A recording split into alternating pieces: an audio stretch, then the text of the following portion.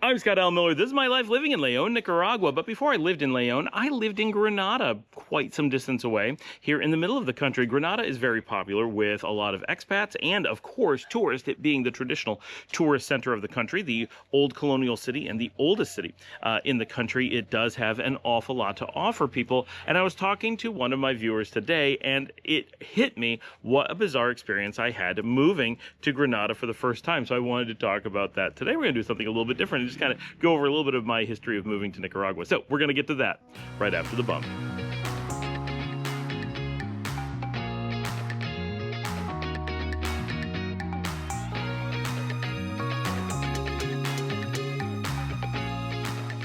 So I was speaking with Lyle today, who is looking at moving to Nicaragua in the very near future, and he's looking at moving into Granada, at least to get a start, as we do recommend for an awful lot of people. Not that you need to live in Granada for any length of time. We're not talking months or anything like that, but often for those first few days, it is just the easiest place to get into. And before we dig in, I just want to go over why that is real quickly for those who are wondering, because some of you may be coming in for that reason. So one, Granada is not that far from the airport, about 90 minutes or less, and that's on very slow roads. So the actual physical distance is incredibly close. It is a tourist center, and it is a relatively small city of only just over 100,000 people. So when you're dealing with arriving at the airport and needing to have somewhere to go, if you get super late at night, we often recommend the Hotel Munch just across the street from the hotel behind the Best Western. You're going to get good deals, great people, little place, very easy to deal with. Just have them come pick you up at the airport. Life is easy. I like to support the places that do a good job because it can be hard to find them. If they're full, hit the Airport X or the Airport Inn. They're the same place on two sides of the road.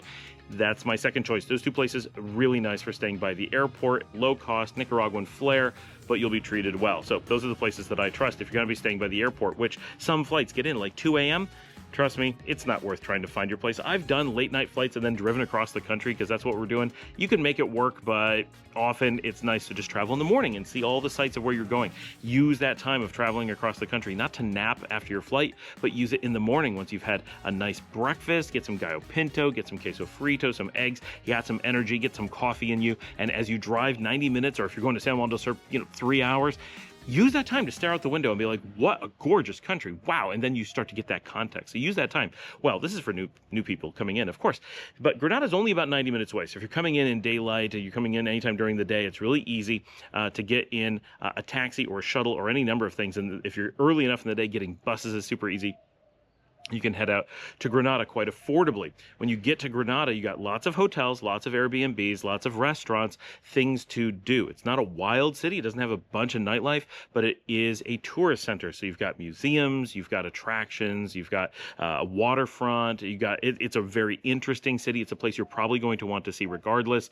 So it's good for people who want to come in as tourists, of course. But if you're coming in and you're looking to live here, but you haven't spent time in Nicaragua already, hopefully you're not making a whole life move without having spent a little bit of time first. But if you're coming in, and we'll get to that in a second, but if you're coming in and you need kind of those days to adjust to being in a new country, learn how all the little thing works, Granada is the best place for that. So I generally recommend at least several days, if not a few weeks in Granada before you really venture out and try to do other things. Just if you're here, if you're going to be living here, right, give yourself at least a few days to relax, to gather yourself, to be like, okay, I'm here. How do I use the ATM? Is anything going to go wrong there? How do I use the taxis? Or anything going to go wrong there? Ooh, I haven't learned how to use WhatsApp yet. Wow, what do I need to do about that? Just all these little things in life. Just start doing those while you're in Granada. You'll have lots of people who speak English. You'll have lots of hotels and restaurants that can help you and guide you. If you get out into the countryside, people will try to help, but their resources will be much fewer. And you may not have an ATM nearby. You may not have a bank that knows what to do, right?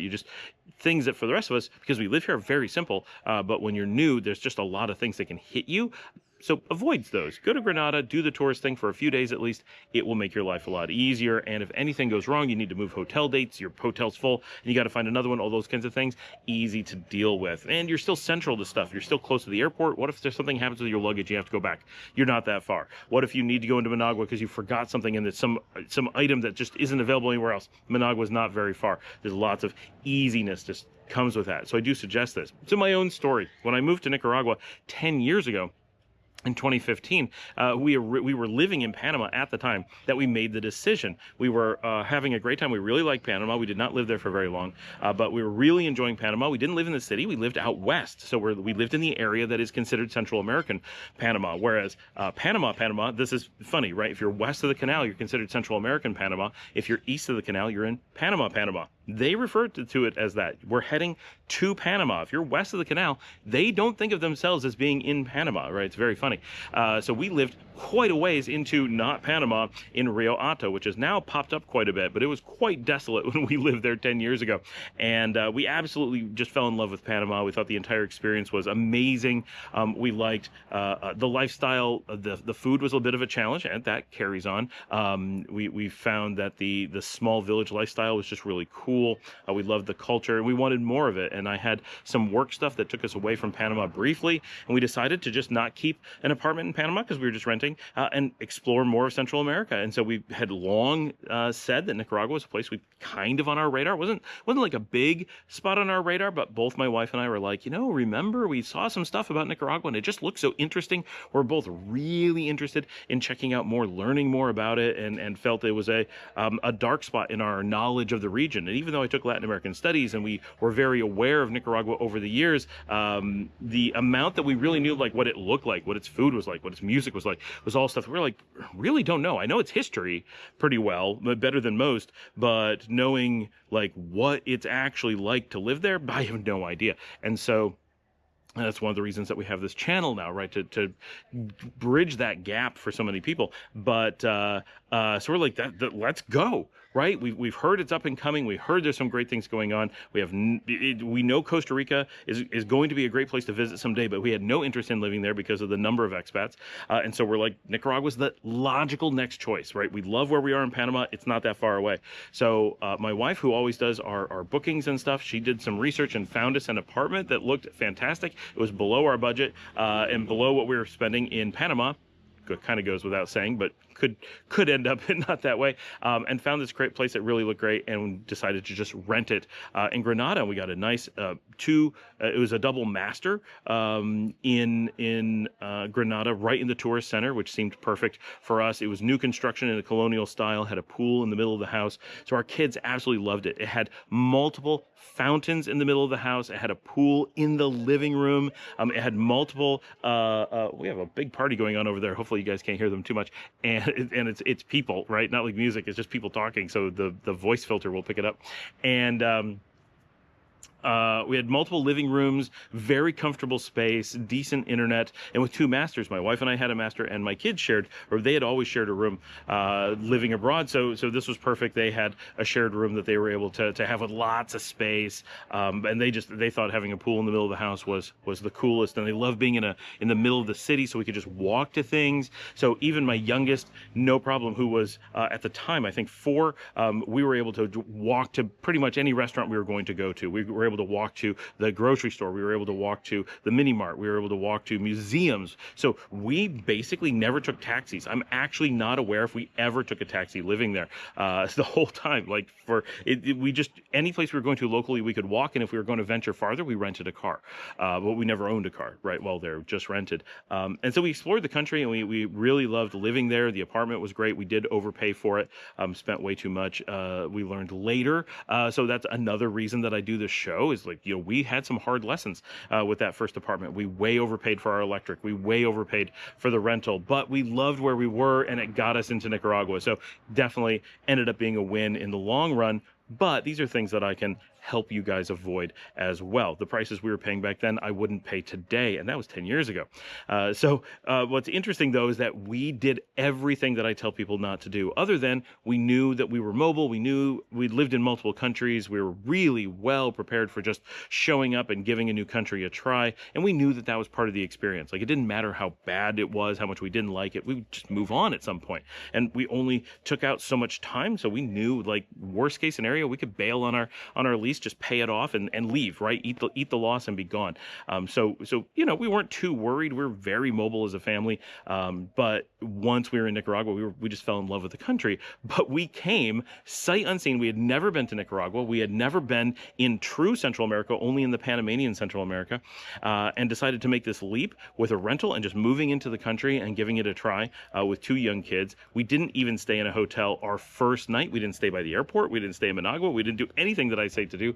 We got in a van that picked us up from the airport, and they drove us out to our apartment in downtown Granada. So and we landed at night. So my first experience with going across Nicaragua was doing so in the middle of the night, going through these.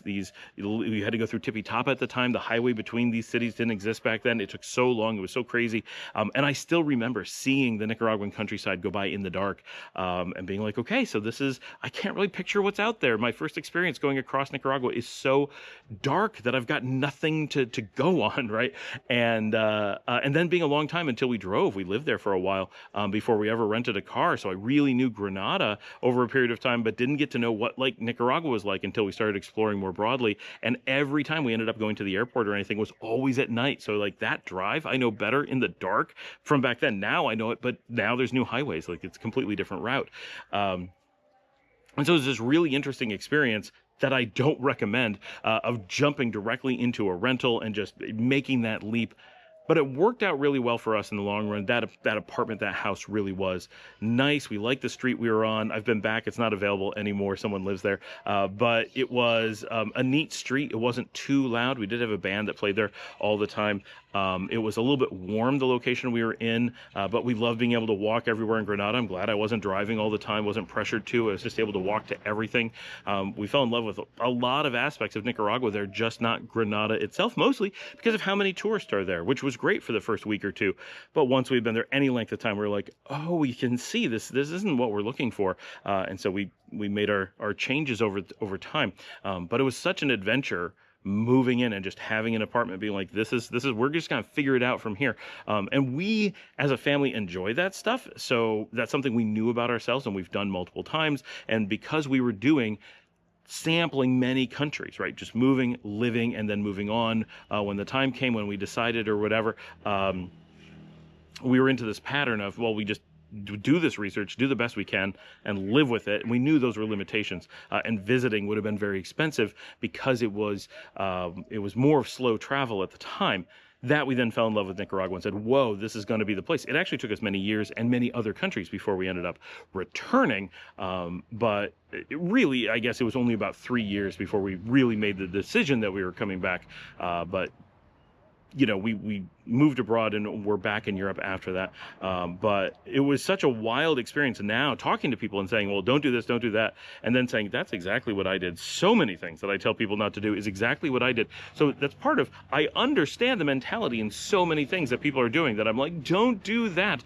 But there are some differences, right? Because we knew we were moving from place to place and we had to take some of these risks, and we totally were evaluating them, with a lot of experience on it. For people who are moving here for the first time, and really making that, like when we moved, right? When we made the decision that this was our permanent home, there was a lot of more scary to it, right? That 2015 move was like, so what? What if it's the worst place, right? What's the worst that could happen? We're just going to leave, right? Like we don't have any concerns, like not a big deal. That would be inconvenient, but that was about all. But when we came later, when we came permanently, there was more apprehension. All right, there's very little turning back. Like there's still the ability to turn back, but so much less. We are bringing our dogs. We are bringing so much more stuff. My business partner, Paul, moved here having only been here weeks before, right? He came with me in like March to do some scouting. He moved in April and I moved in May with the kids and the dogs and my wife.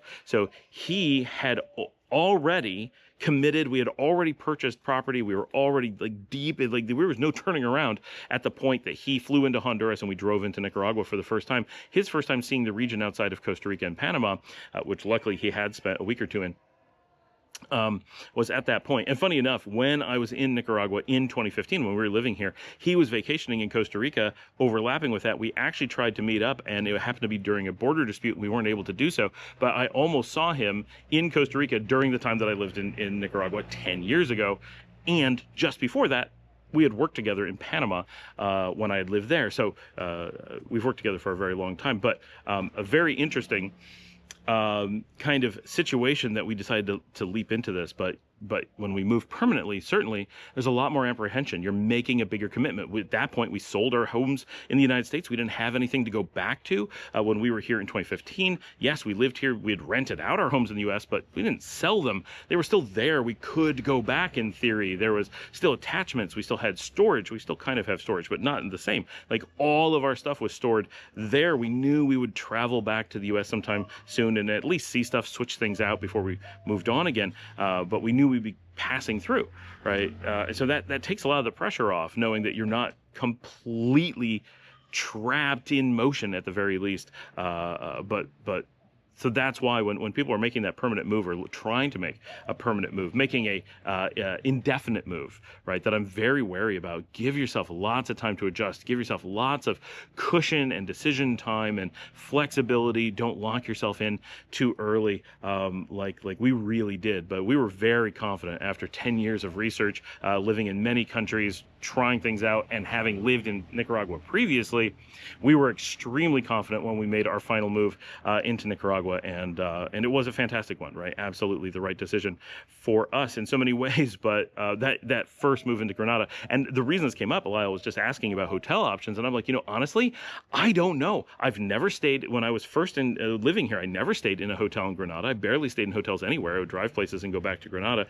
And now when I do go to Granada, Granada's kind of a party town, right? Not like a nighttime party town, like I'm going out for fancy restaurants. It's an activity town. It's a tourist center. So if I'm going to Granada, I'm either going to hang out with friends, so I'm staying with them, or I'm going to really go like baller weekend out in Granada, so we're staying someplace nice. We'll stay right on the plaza or on the calzado, the pedestrian way with all the restaurants and stuff. We want to be in the heart of things. We want to stay someplace and take pictures and, enjoy the hotel, make it kind of a resort experience while being authentic, right? And so, staying at the Ruben Dario, for example, just those kinds of places. We want to go out for fancy food. We're specifically going out for food we can't get in Leon, right? Or experiences we can't get in Leon. So when I go to Granada, the things I'm doing, I'm very much acting like a tourist. And I feel like a tourist when I'm in Granada, while also kind of feeling like I'm going back home in a way. Like, it's weird, but but for so many people, right, you're going to Granada, you want to have kind of a chance to have a few days or maybe a few weeks to adjust to the country. And it just occurred to me that I'm completely unaware of what hotels and options are there. So my recommendation is, for anyone who's doing that, get in the WhatsApp group for Granada. Join the WhatsApp group in our description down below, and the Granada group is a subgroup of that. So you get in there and then you can find it pretty easily, because we have just the general Nicaragua WhatsApp group there. But that's a great way. Talk to the people that are in Granada. They can give you the up-to-date. These are the hotels that actually exist. These are the ones that people are actually happy about. And I hope to get out there and spend some time in Granada sometime soon. I miss it. I've been there. I basically go once a year is how it ends up. And every time I'm like, oh, they've done so much, and it's so much nicer than when I lived there. And so many things have changed. I still struggle to find the restaurants that I want. I need to have a better guide as to what's there. And I'd love suggestions, right? So if you guys are looking for that kind of stuff, if you've had hotels in Granada that you really like, get in the comments and definitely let us know. And of course, if you just want to say hello or you have questions, get down there. But thanks for joining me. Like and subscribe. And of course, if you'd like to support the channel, you can buy me a coffee at buymeacoffee.com/Scott Allen Miller. As always, watch another video to help support the show. And definitely consider visiting Granada. It's a wonderful city, but not my first choice for living, but definitely my first choice for being your first place to come to when you come to Nicaragua. And certainly take some time and see the sights. It is a gorgeous city, lots of cool stuff, very much worth visiting. And get in the show notes for any information you might need. Send in videos of yourself, guys. We miss having those, and I will see all of you tomorrow.